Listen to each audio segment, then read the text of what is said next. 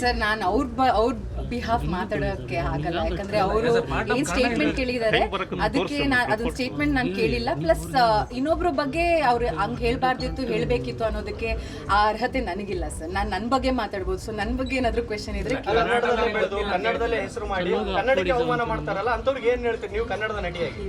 ಕನ್ನಡಕ್ಕೆ ಅವಮಾನ ಖಂಡಿತವಾಗ್ಲೂ ಯಾರು ಮಾಡ್ತಾ ಇಲ್ಲ, ಬಟ್ ಅದು ಅವ್ರವ್ರ ವಿವೇಚನೆಗೆ ಬಿಟ್ಟಿತ್ತು ಸರ್. ಡಿ ಕೆ ಶಿವಕುಮಾರ್ ಅವರು ಹೇಳಿಕೆ ಕೊಟ್ಟಿದ್ದಾರಲ್ಲ, ನಟ್ಟು ಬೋಟುಗಳು ಲೂಸ್ ಆಗಿದಾವೆ, ಟೈಟ್ ಮಾಡಬೇಕು ಅಂತ. ಹೌದು, ಕನ್ನಡ ನಟ ನಟಿಯರ ನಟ್ಟು ಬೋಟ್ಗಳು ಏನಾದ್ರು ಲೂಸ್ ಆಗಿದಾವೆ? ನಾವಾಯ್ತು ನಮ್ ಕೆಲಸ ಆಯ್ತು ಅಂತ ಇದೀವಿ.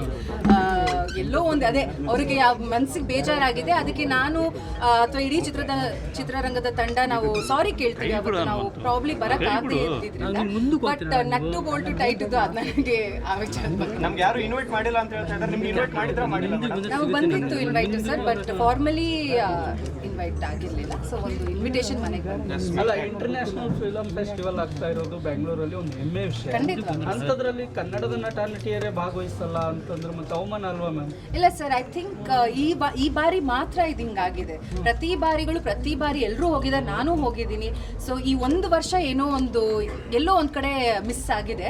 ಸೊ ಐ ಥಿಂಕ್ ಇನ್ ಮುಂದೆಯಿಂದ ಅದು ತಪ್ಪು ನಡೀದೇ ಇರೋಂಗ್ ನೋಡ್ಕೊಂಡು ಆಗಿರೋದು ನಾವೇನು ಚೇಂಜ್ ಮಾಡೋಕ್ಕಾಗಲ್ಲ.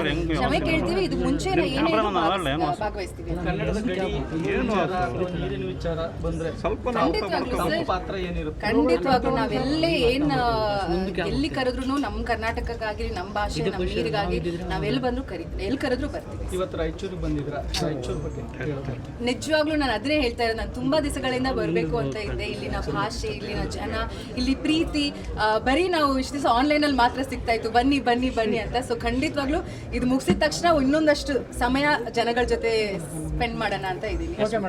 Thank you sir. SS TV cinema ಜಗತ್ತಿನ ಕ್ಷಣ ಕ್ಷಣದ ಸುದ್ದಿಯೊಂದಿಗೆ.